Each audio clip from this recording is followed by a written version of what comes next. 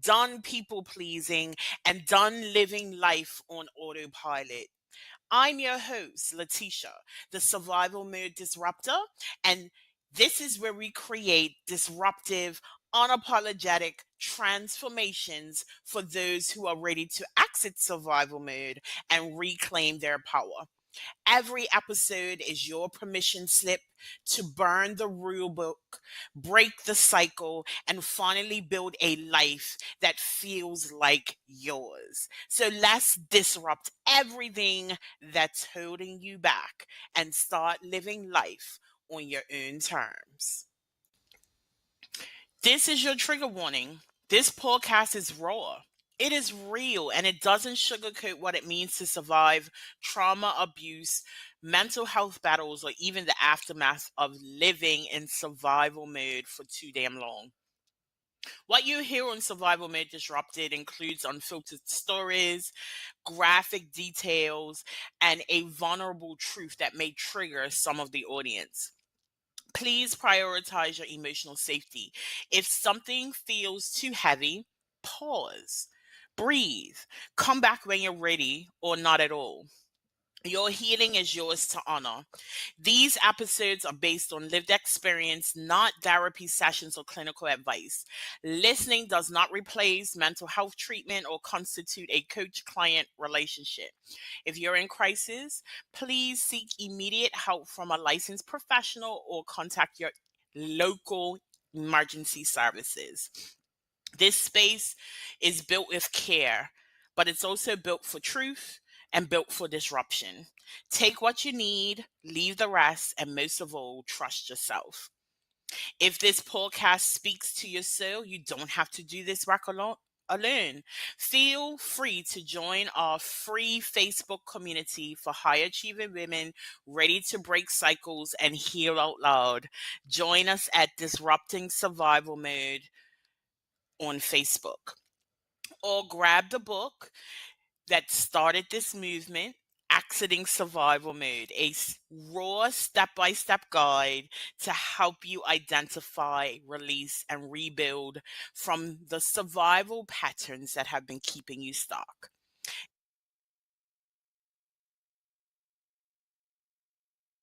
Hello, and welcome back to another episode of Survival Mode Disrupted. Is your host, Letitia, the Survival Mode Disruptor. And today we have Maz with us. So, Maz, why don't you introduce yourself? Yes, thank you. I'm honored to be here today. I am Maz Alexander. And yes, I wear many hats, but ultimately I am a mental well-being coach, a social worker for adults with mental health problems by background. I'm a mother, I'm an author, and I do many other things. I'm a clown, professional clown as well, amongst other things. And I'm just here to share my story with you guys today. I'm so excited to have you here today. I found out just now that was Sale's sister's same birthday. Yes, I love it. So let's kick it right off with my first question. How would you describe survival mode? Yeah, well, survival mode is a place that I've been trying to escape from for the longest time. It's a place whereby, for me, where I've been on autopilot for many years, not realizing that I was operating in dysfunction because that dysfunction was disguised as tradition under culture. It was a place where, yeah, disguised as resilience, but really I was kind of drowning. And although I was functioning, doing all the things, going to work, raising your children, all of that, it's a place that often I'd call it a wilderness place where no one can see. Just like with drowning, sometimes people don't see you, and you can easily go under. And it's just a place of it's barrenness, it's dry, and yeah, I was pretty much burnt out in that space. So survival mode can actually be familiar and be your comfort zone, as it was for me. And yeah, it's just a place of because you see, the thing is, it wasn't always awful. it just becomes so familiar. So for me, survival mode was just the embodiment of all the dysfunction, all the pressures that were placed on me. So yeah.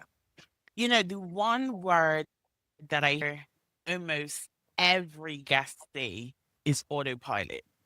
Like it's really is that, just showing up every day and doing the things that we need to do, but it's it's the absence of executive control, really. It's just going with the flow, and doing the best that you can. So, man, tell us your story to and through survival mode.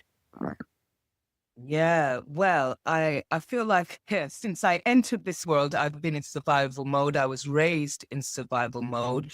So there were a number of adverse kind of childhood experiences. So I was born to a mother and a father who didn't want me. So I had this always had this orphan thing going on. Certainly, I was a psychological orphan. And my mother is part of the Windrush generation. You're familiar with that, Letitia? I know you are. And yeah, my father's identity, I wasn't raised with him, don't know where he is. If you see him, let me know. So it was a single parent household. The other siblings had gone because I was the baby. And I know that being part of that generation, my mother had to work very hard. She certainly provided for me. I had yeah, I was clothed.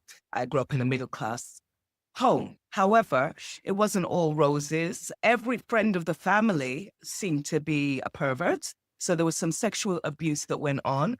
And yeah, for a good few years. And there was this one friend of the family who everybody liked because he was quite wealthy. And he seemed like a nice guy to the outside. And that went on for a while. And I remember telling my mother, she didn't believe me. I was sent away, that I was told I was going on holiday, basically. And, I was sent to Jamaica. It's usually the reverse, isn't it? I was said, "You're going on holiday to Jamaica." And that was traumatic in itself because after a few weeks, I realized I wasn't coming back. And I was left with, I didn't even know the woman. I don't think my mother even knew her. There was just this woman who was paid to look after me. I didn't know her from Adam. And again, the sexual abuse continued because her son took an interest in me. These were how old was I? Maybe 8, 9. He was in his late 20s, something like that. And it was terrible. And you know, I was out there for 2 years, at least 2 years. My mom would send money, the woman wouldn't feed me. Anyway, long story short, I went to say I have my grandparents live over the other side of the island, so I went to stay with them. I had some fond memories there, but it was hard, as you know, Caribbean life. But them times was in the 80s. It was hard. It was, and I was going to school, and they used to beat me with a big sugar cane. But yeah, that was all pretty much standard. And then I came back to England and finished off my schooling there. But what I didn't realize only as an adult was that, and I don't say this lightly, my mother had narcissistic personality disorder. And I'm not saying that because I know people use this word. I've said that before, and people say, don't say that, don't say that. But it's true. It's no exaggeration. And because I myself working in mental health and, looking at the diagnosis, and we always wondered, myself, my siblings, other family members, because at first I thought it must be me. Maybe I was, unruly, but she seemed to have a struggle with her relationships with others, and it just wasn't right. We always thought that's not normal. So anyway, there were a few things which in retrospect I realized there was, she was competing with me. She wasn't able to love me. Now I put that down to her being from the Windrush generation. No, it wasn't so much to do with that, although those she had her own traumas. But yeah, my whole life was lived as, well, I had to suffer, so therefore you suffer. You're not going to have anything nice. I'm going to make sure you don't go to university. I'm going to make sure even with my first, I sound like I've had many husbands. I only had one. My husband at the time, she would try and break us up and say, you know, Maz was with somebody else last night. And he was like, but I was with her. What are you talking about? She'd always try and ruin events, birthdays, all of that. Lots of gaslighting. But anyway, there was all of this realization because it was hard for me to come to terms with not being wanted. But, you know, from the outset, I was frequently told that we should have aborted you. We never wanted you.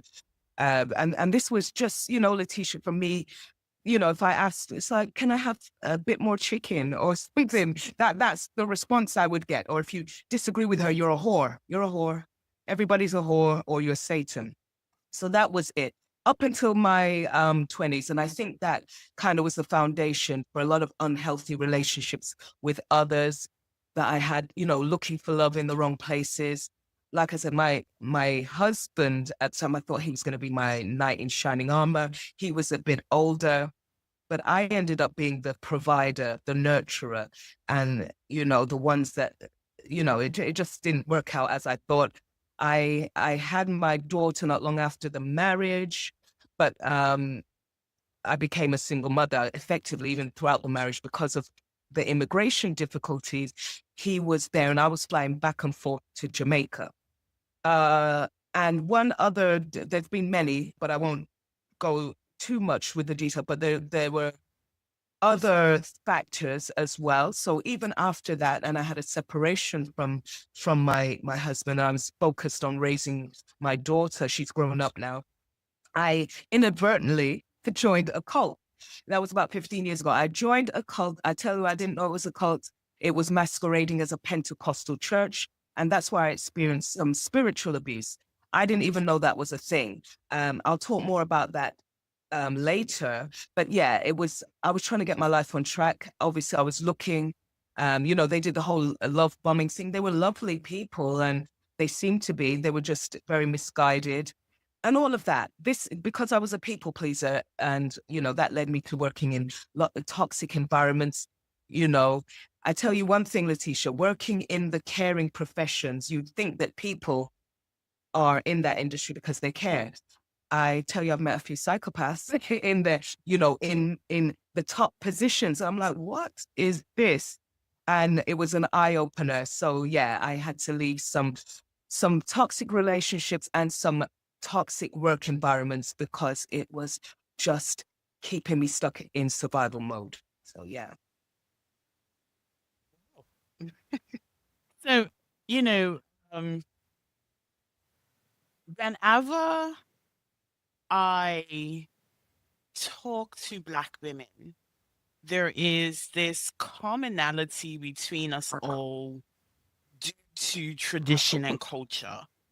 But I think, particularly with the West Indian influence, Mhm. there is this coldness with women.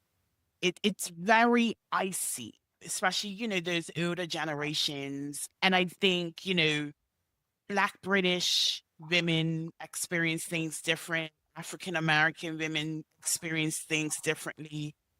As I too have that West Indian influence, I really do understand how much that culture influences the way that we show up and the way that we experience the world.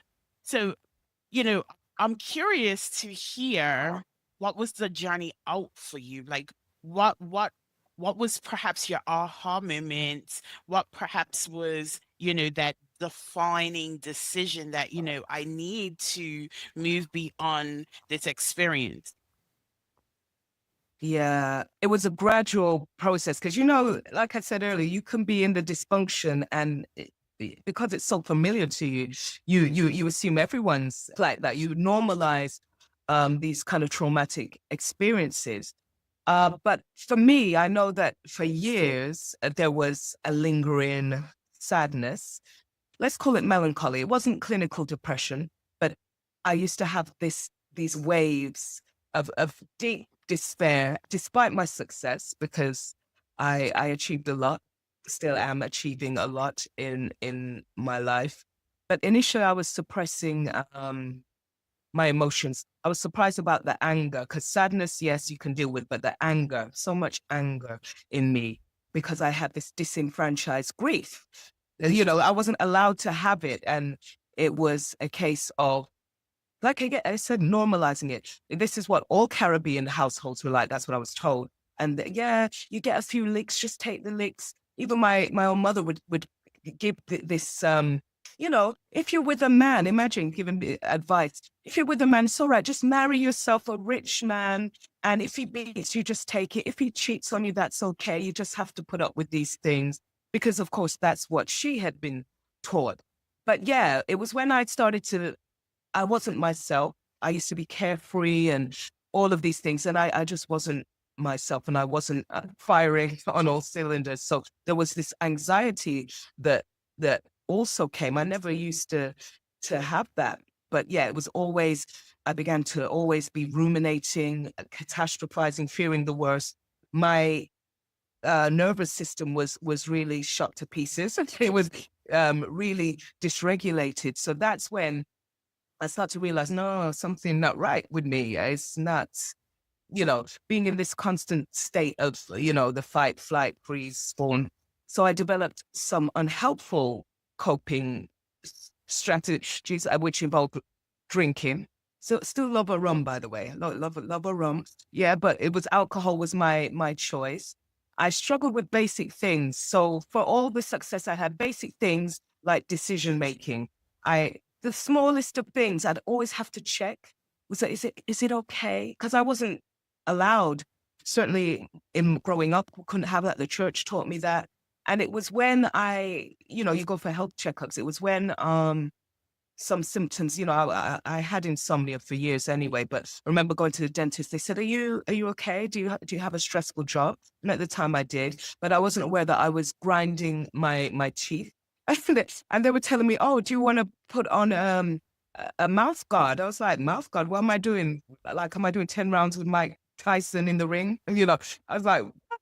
I was surprised I wasn't aware. There's tension in the shoulders. I shallow breathing, all of these things. So yeah, I thought, you know what? Something needs to be done. And it was, again, like I said to you, the spiritual wilderness. And through my faith, I have a Christian faith. So in this season, I think God was showing me, basically, don't rely on what that person says or what have you, because I'd always go to church and want to hear a word. What this prophet's saying, whatever. Taught me about grace. And the exit came for me. That was the beginning of the exit, by the way, Letitia. So I believe that there is a plan and purpose for all of us, but I believed it for myself that, oh yeah, I am here for a reason. And I always felt like I was destined for more, even though I felt like complete rubbish. I thought there's more, there's got to be more. So I started caring about myself, because before I didn't, I always felt unworthy. And what that looked like in, I guess, the last 10 years was going, I used to be a lot bigger, emotional eating, all of that. But I went on a weight loss journey, and I started to pursue my own dreams. I had dreams and goals. So through prayer, I'd say I had therapy, although therapy wasn't always helpful. Letitia, sometimes they re-traumatize me. So when I'm talking about things like, I'll give you an example. Even the sexual abuse. I went to and he was a nice man, but he did. I think he found me quite complex, and he'd say things. Oh, well, back in the 70s and 80s, a lot of women wore short skirts, and that's how it was. Because men look. And I was like, what? Did you hear what I just said? What are you talking about? He was kind of minimizing my pain there. But anyway, ultimately, I had to accept myself. So this was a process. It took years. So self-acceptance and the boundaries. I didn't know I didn't have boundaries, but I certainly do now. And especially with family members, So I began to seek safe spaces and be around people who understood. And yeah, all of that self-care journey is still ongoing, because now it looks a bit different. So although I'm a coach, I have a coach. I love traveling. Traveling has been the thing for me, because I learn more about myself. I love to solo travel. I've been to 8 countries in the last year alone. And I think as well, the catalyst for change, Letitia, was again, um, working in the industry that I did, and especially at the time of pandemic, everybody was, well, not everybody, but people just dropping dead. And I was like, even friends, it wasn't just because of the pandemic, but lost friends to cancer, several bereavements. And I said, you know what? These people all died, they had plans. And I have plans and I'm here procrastinating. I need to live out my dreams before it's too late. So that's what I did. And as I said to you, I now I'm create. I've always been creative, so I love being on the stage. I said I was a professional clown, so I do stand up comedy. I actually talk about some of my traumas on there, and I find it really sort of cathartic. So the one thing that I learned in all of this is that I have to remind myself still that my healing is certainly ongoing. So I'm still unlearning all the nonsense. So, it's been 40 odd years of that being programmed. And yeah, I'm unlearning those things. So yeah, it's a process. It's a process, and as you were talking, I mean, the audience probably won't see me, but I was nodding because I can relate to so much that you talked about, right? Like I had a narcissistic father. He basically told me my birth was the reason why his marriage fell apart to my mother. And I lived with that narrative for a very long time. It made me despise my mother, actually. And then in my 30s, I finally said to her, like, why did you and my daddy got a divorce? And she was like, cheated. That's fine. It was like, what? And I told her what he had said to me. And it's interesting because later came to live with me after I moved out here to England. And his narrative is still exactly the same. He one night had had a few drinks and had told my boyfriend at the time that, yeah, she was born and then her mama just stopped caring about me. Oh, wow. 40 years later, that was his narrative. And, also in relation to the church, there are a lot of cults that masquerade as churches and as places of healing or support, when really it's just a form of control.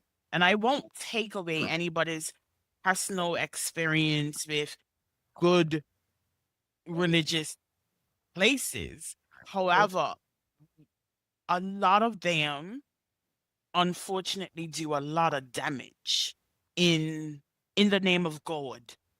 Uh, Mhm. I experienced a lot of chastisement in a Pentecostal church as well. So when you said it, I actually kind of lit up because it was like two extremes.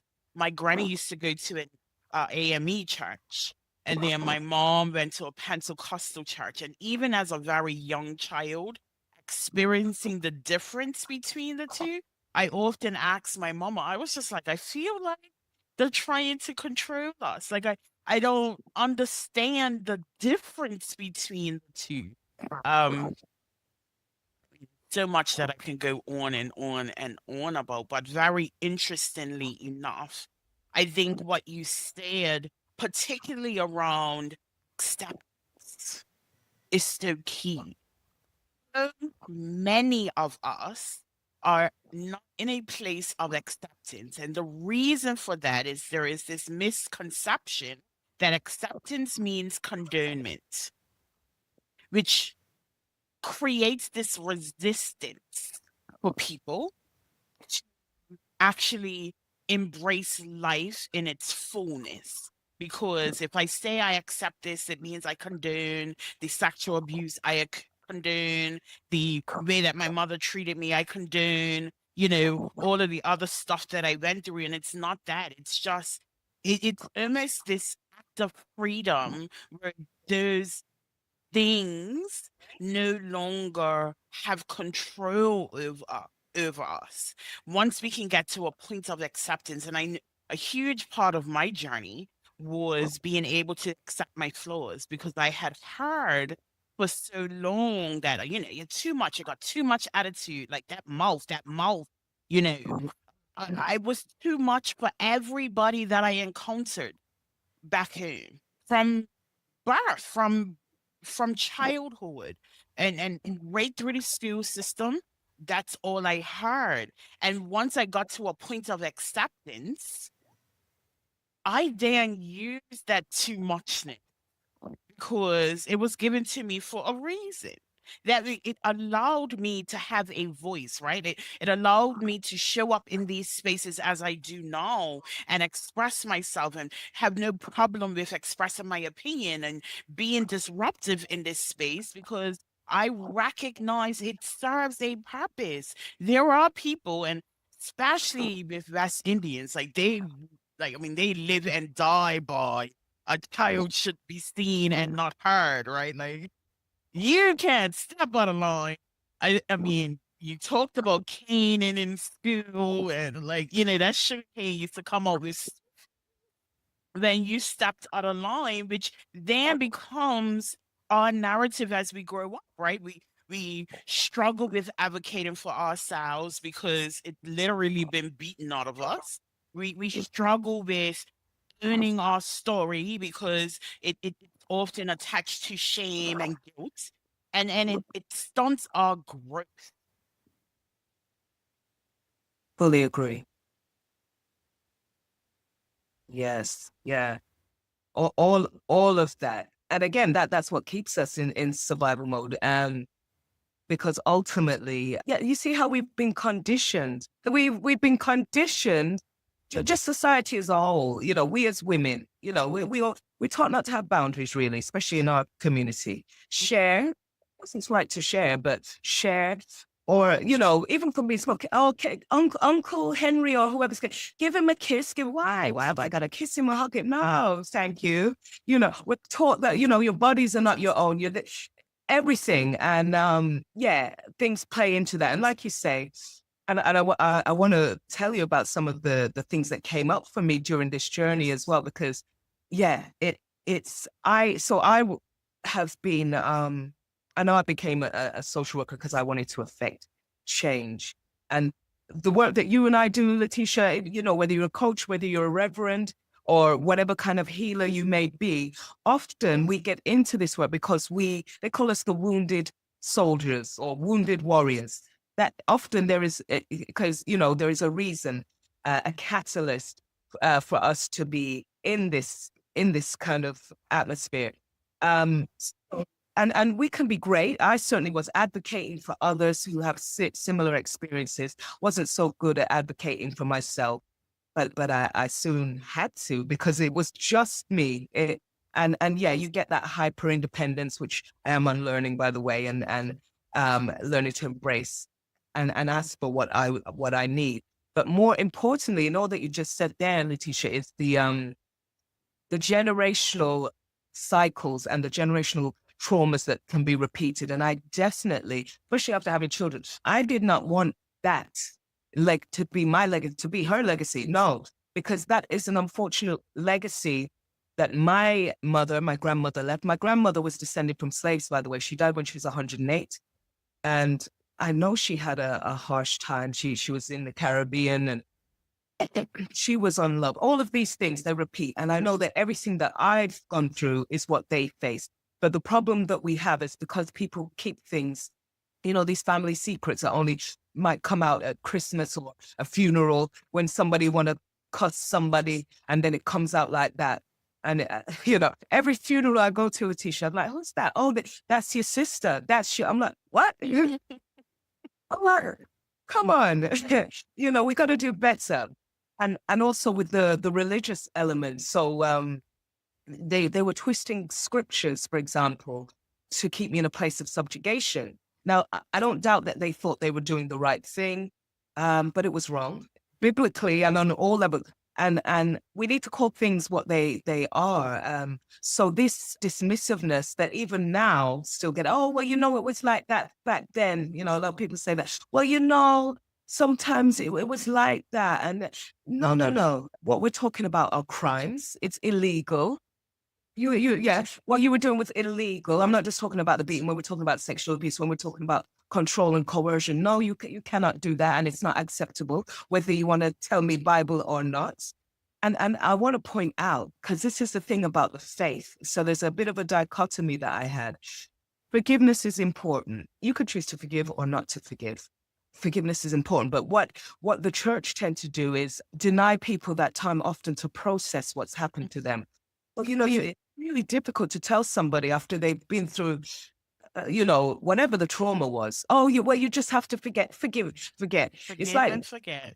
yeah, nonsense. And it's like you've been at a funeral. The woman's, I've even heard people say this. You lost your husband, and somebody said, "Oh, don't worry. The man's just going down into the ground. Don't worry, you'll find a new husband. You'll find a what? Well, no, she might find a new husband, but that's not what she needs to hear in her grief. What are you talking about? And my thing is, Letitia, that we, not just in the church, society as a whole, we offer empty platitudes to people. Sometimes we don't know what to say to someone in their pain. Better you say nothing at all, because we have this culture of toxic positivity that actually enables a lot of abusers. We tell women, "Oh, where's your husband?" Yeah, but he's your husband, and he cares, and he's just checking on you. Oh, everybody goes through a bit of struggle, love, and it's like, no, honey, he might kill you because he threw you down the stairs last week. Why are you telling people things like this? So for me, and you touched on this before, Letitia, I realized that the fact that we notice it, other people notice it. We want to do something about it. You're a disruptor, yeah? We want to disrupt those things that cause us to exist in survival mode. And I realized as a black sheep, I was a black sheep from day. I was that child, just like you. I would point out things. I was inquisitive. I was the child that was standing in the mirror saying, "Who am I?" I was always very philosophical, and I had questions. I'd always point things out. And even my mom said, "You know too much. I can't beat you. You know too much." I even used to tell my mom when her partners are like, "Mom, he's cheating on you. That guy." I was a detective. I'd follow them. She was, "Shut your mouth. Shut up. Know your place." Don't that. You know what I mean? And I was always like, let me, because I never took things just on face value. So what I realized ultimately is, yeah, as a black sheep, even wrote a book about it, because we're not meant to fit in. If you're the one who is realizing, a bit like to use a example, Moses, when he saw the burning bush, it wasn't unusual for to be in the wilderness and something catch fire.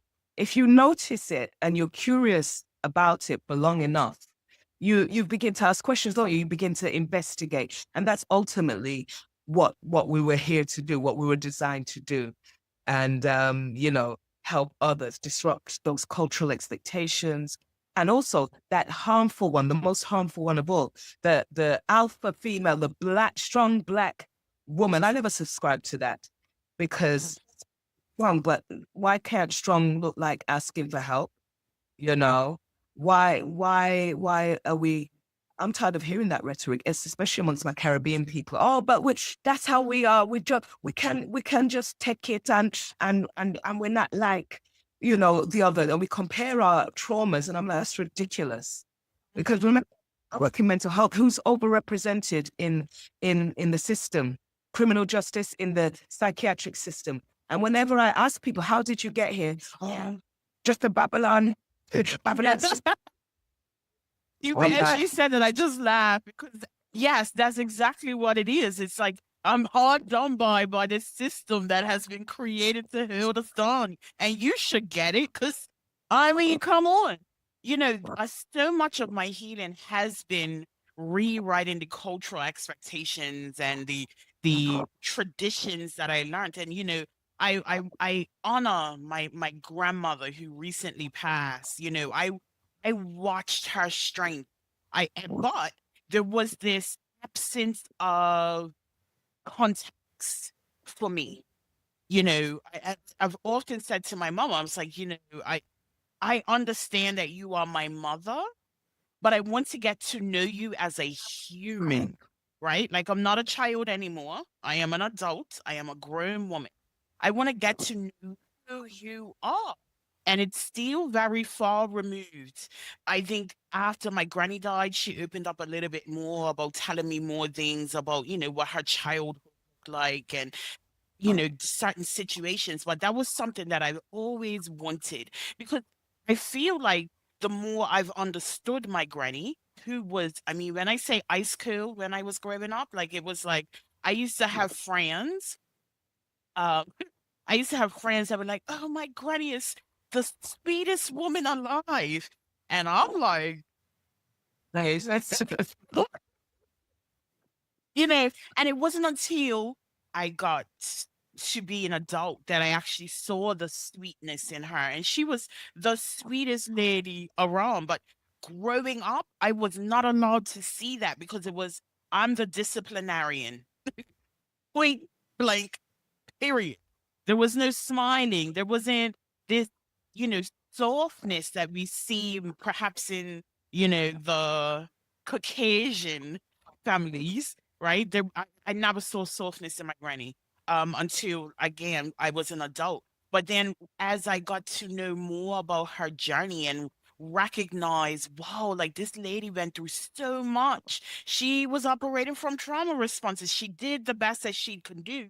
She then passed on that armor to her children, and she had five amazingly strong daughters, including two sons. But my aunties and my mama, they're a force to be reckoned with in their own rights, right? Like my mom and two of her sisters are Guinness Book World Record holders, and like the the fortitude that my granny instilled in them, I appreciate because it was then later passed on to me.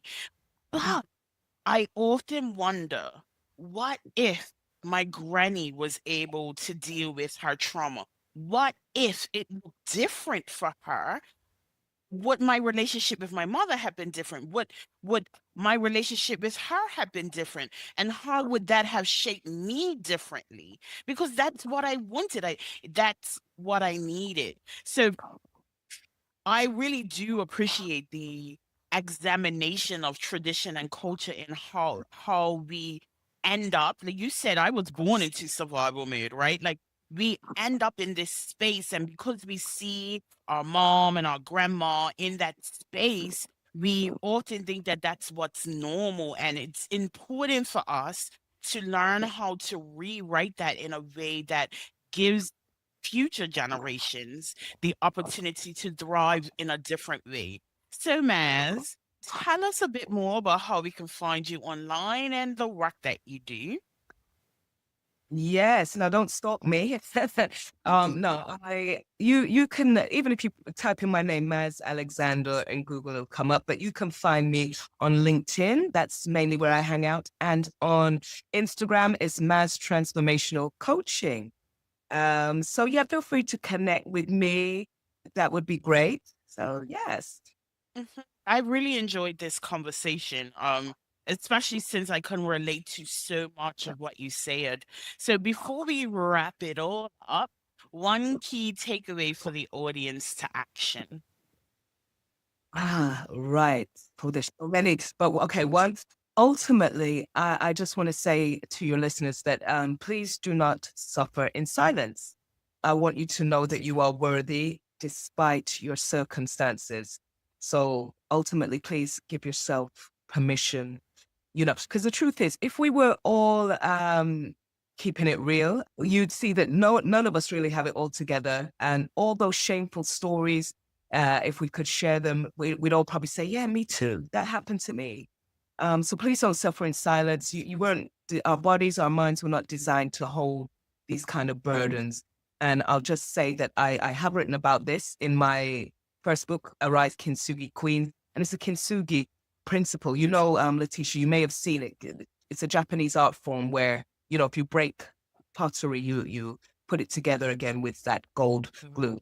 Mhm. Well, just a metaphor for life that You know, the same way if I give you £50 note, you drop it in the toilet, that money can still spend, isn't it? I would fish it out the toilet and wipe it off. You spend it. So yeah, it doesn't disqualify you. Your traumas, everything you've been through. Just please don't suffer in silence. That's all.